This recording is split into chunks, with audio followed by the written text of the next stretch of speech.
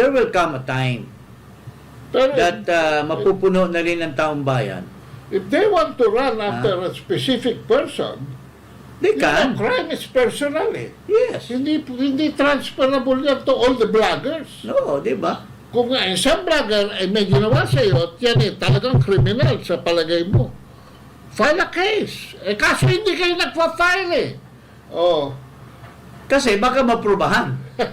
Kasi under the law kasi, Baka mapatulayan nga. when you file a case accusing this particular person of maligning the reputation, the integrity of somebody else,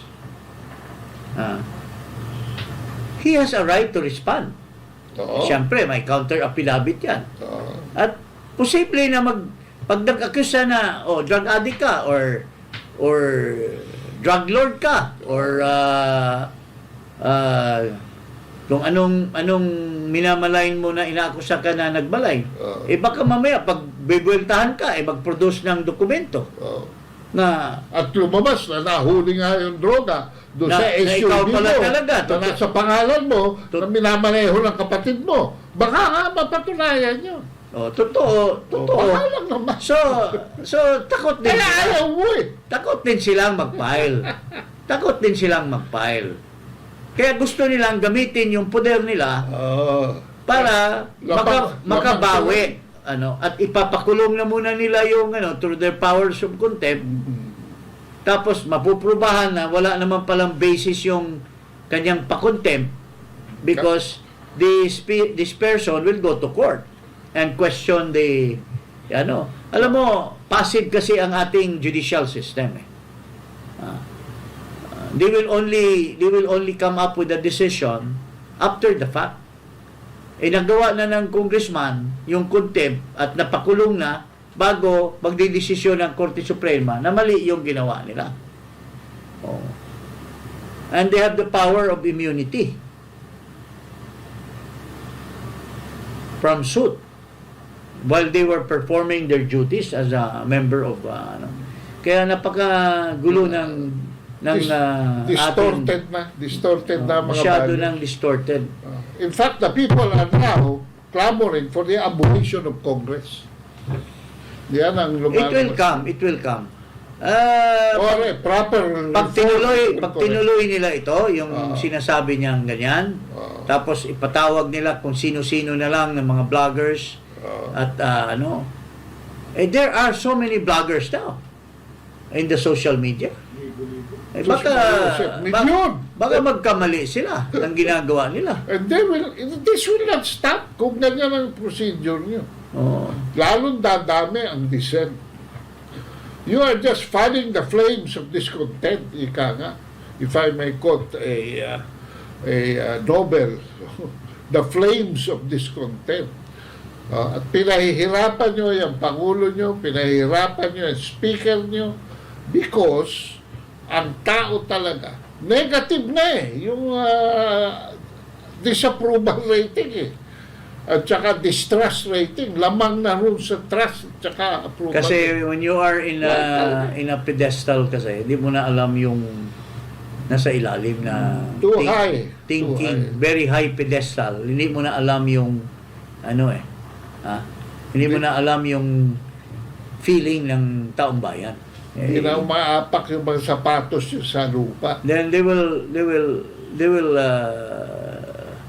later on realize that they are the only people left. They are the only people left in that corner, so to speak. And so anyway, maging attitude na Nakakita ako ng picture ni Abante na nasa first class siya Sumakay sa aeroplano. Bakit kailangan magpakita pa siya ng gano'n? Dapat nga dati yan, nung uso pa ang katinuan, itinatago yung mga pribileyo na ganyan. Kasi nga baka ma-accuse sila na abusado sila. Ngayon, wala. They're displaying it. Mga relo, mga kotse, mga bag, mga sapatos, mga damit, signature. Wala na talagang as if bulagsak na. As if wearing those or driving those kind of cars improve your personality. Pangit pa rin naman kayo. would enhance their status in life. On the contrary, it will even be people will even be more critical than what you should have ordinarily acted. Kailangan somebody must throw cold water para magising kayo.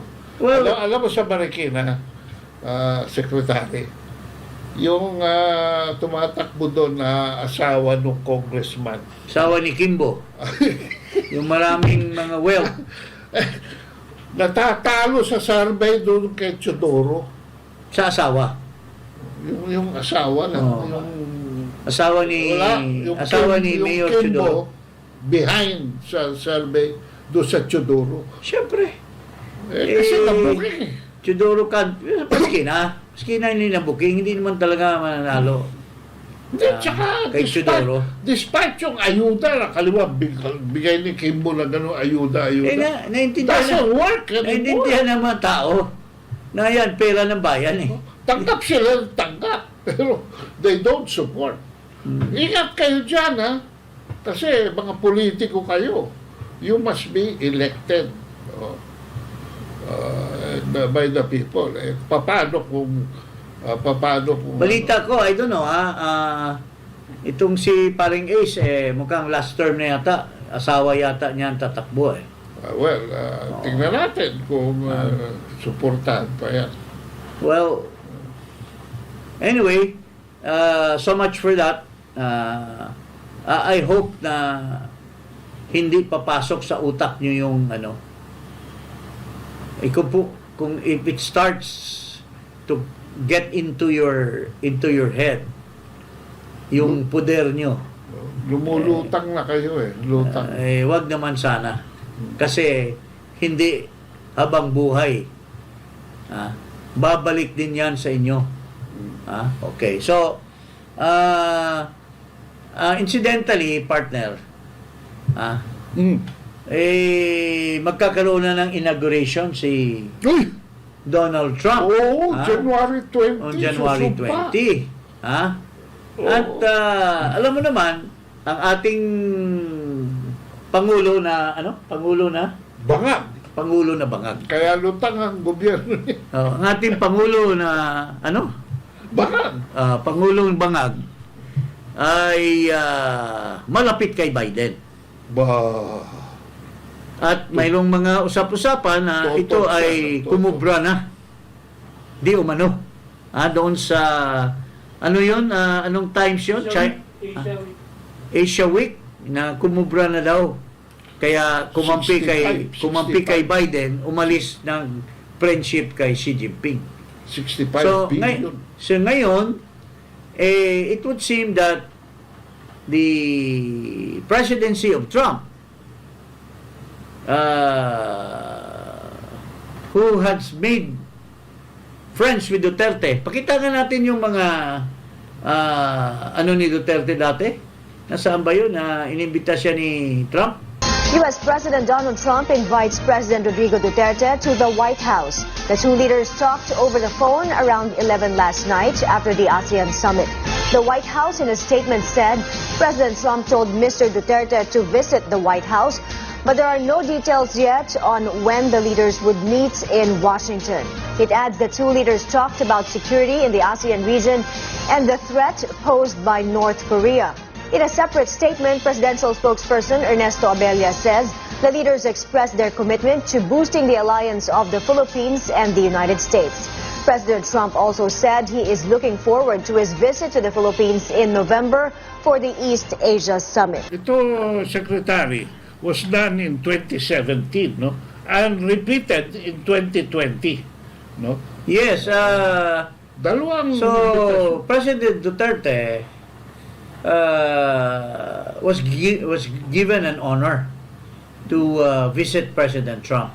Pero as of today, in his second term, Donald Trump would seem to have omitted his offer of asking the new president of the Philippines to join him in his inaugural. On the contrary, Si Bongbong Marcos yan. we're talking of Bongbong Marcos na hindi man lang inimbita. But on the contrary, yung sinasabi nilang kalaban ng Amerika, ang presidente ng China, yun pa ang inimbita ni Trump. So, ano ang implication nito, paring Ado? What will be the implication here as far as during the Biden administration, the visit of Blinken, the visit of Lloyd Austin. pinapamper nila yung Yes. yung si Marcos, and Marcos was invited by Biden so many times. Yeah. Tapos may rumor pa na nagkabigayan di umano 65B. ng Dallas. China ng Asia Week as has been told there, maganda ang mangyayari sa Pilipinas dahil matitigil na yung warmongering nitong si Marcos, Yeah. nitong si Gibo, itong si Bronner at itong Si Cariela. na daldal ng daldal. So, ito din mga kababayan, the fact that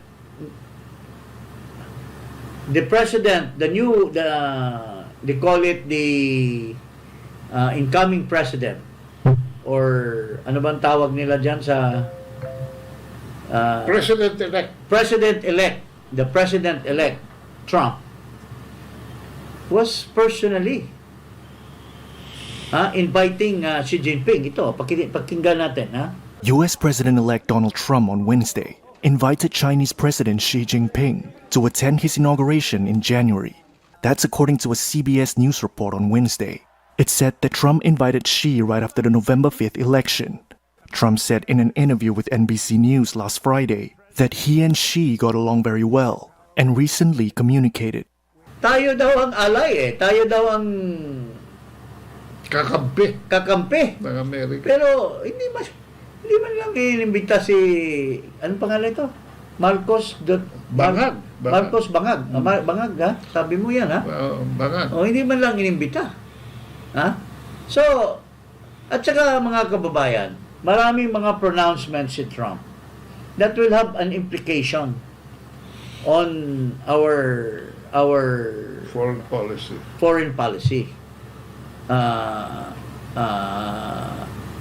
Our implication on its relation, should I mean, the foreign policy of the United States, as pronounced by Trump, will have an implication on the Philippines situation. Kasi unang-una, sa mga napapakinggan kong mga kuro-kuro, unang-una doon pa lang sa issue ng Afghanistan, paring Ado, na galit si Trump during his campaign sa mga pinaggagawa ng Biden administration, to the extent that Trump was very mad about the death of many Americans, and there were about 13,000 American soldiers who died. So, sa makatuwid, ang sinasabi ni Trump, ayaw na niyang magpadala ng mga sundalo abroad. Ayaw na niyang magkipag ugnayan when it comes to war, when it comes to Sending boots on the ground. and ammunitions and ayaw na niya. So, anong implication yan? Itong EDCA natin, paring Ado. Yeah. Baka mamaya i-disintegrate yan at babawiin yung mga armas dyan. Ha? Because kung magkasundo sila ni Xi Jinping, hindi na tayo isasali sa usapan eh. Sasabihin na lang niya kay Xi Jinping, tungkol sa Pilipinas, hindi ako makikialam dyan. Di ba? Ang interesado lang ang Amerika is Taiwan because Taiwan is the real allies. Ang Amerika, pag gera, sinasama tayo.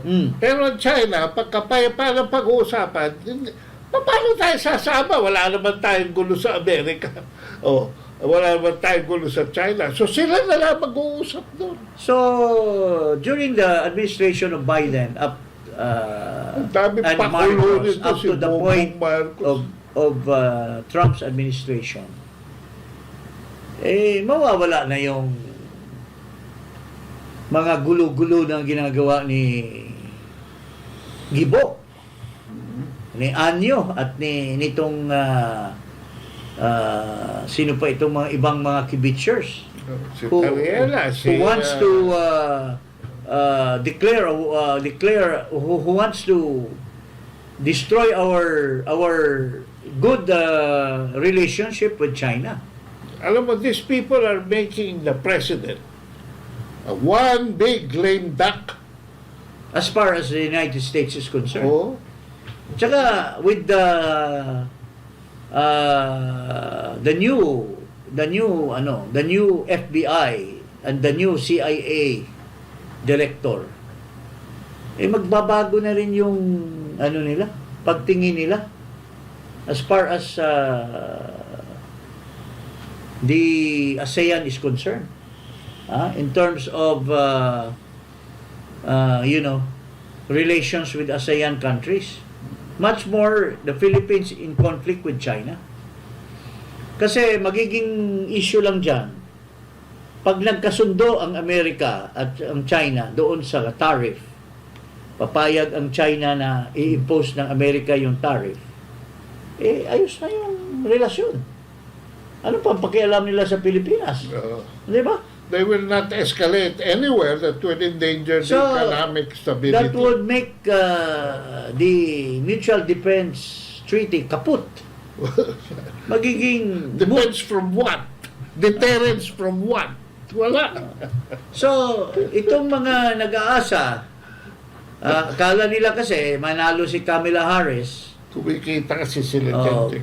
At papasyal-pasyal pa dito si Kamala Harris. Nakipag-meet pa kay kung sino-sino yung mga Wala na. Trump will now he would even probably listen to Duterte when he will consult about the situation in the Philippines. Maraming magugutom na general dito because of peace. Yeah. Mawawala yung mga sidelines dyan.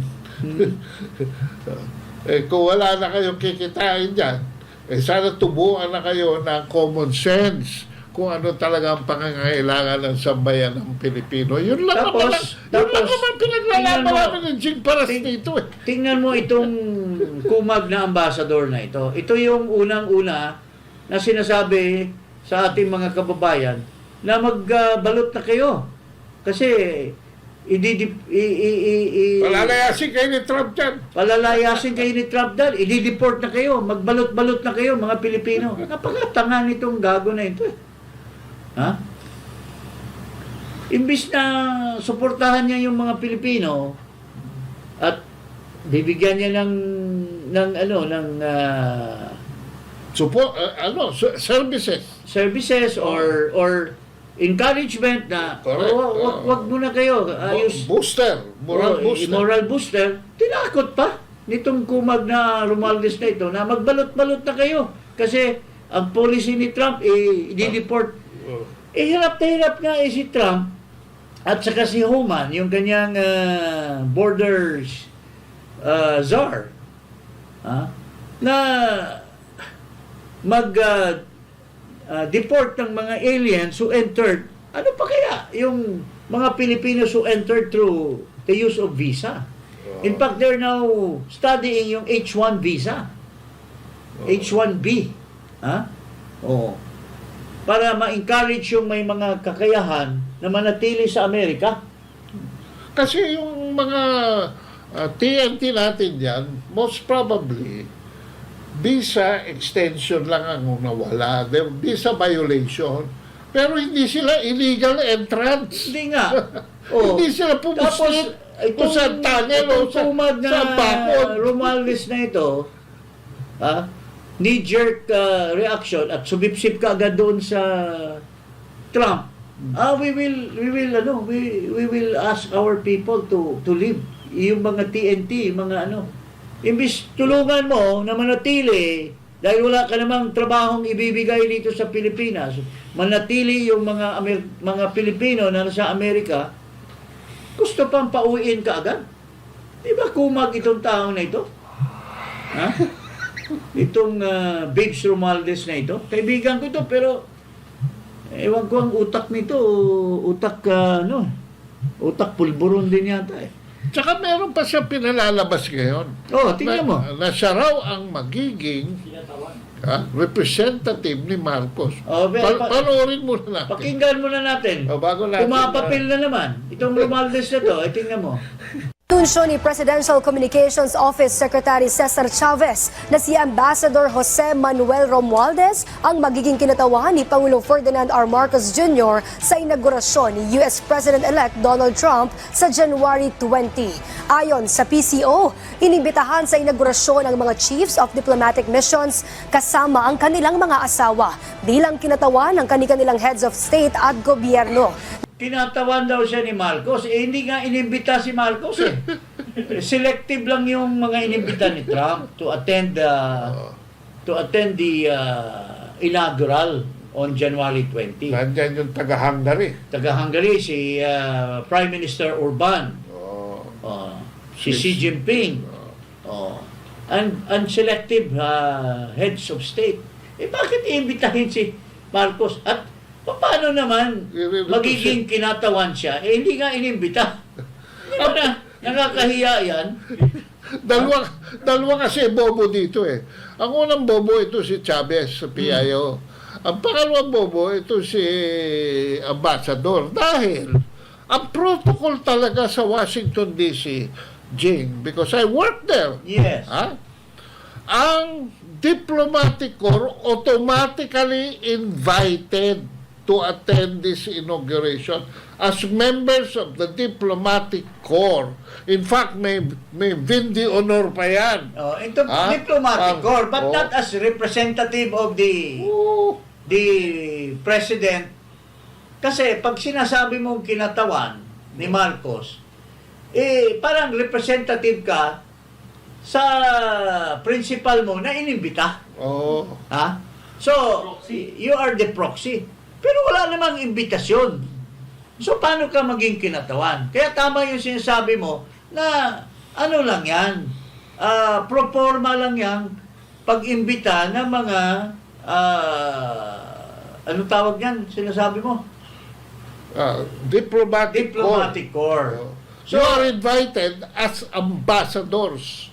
Not as representative of the head of state who was not invited. On your personal capacity as ambassadors. Bubulahin nyo na naman yung mga Pilipino nyo na naman Itong kami. Cesar Chavez na ito bubulahin mo na naman yung mga Pilipino na inimbita si Marcos, kinatawan wala namang imbitasyon kay Marcos na umattend doon sa inaugural.